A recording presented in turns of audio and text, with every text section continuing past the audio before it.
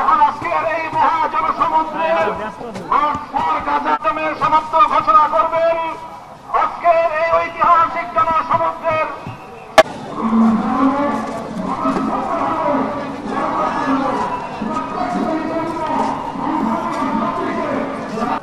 মঞ্চে আসার জন্য অনুরোধ করছি হযরত মাওলানা মুফতি সাহেব ইসলাম সাহেব রাদিয়াল্লাহু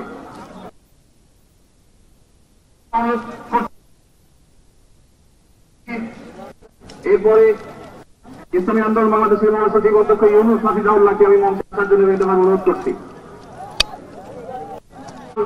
নেসারাবাদীকে আমি মঞ্চে আসার জন্য অনুরোধ করছি। একটু কথা বলেন।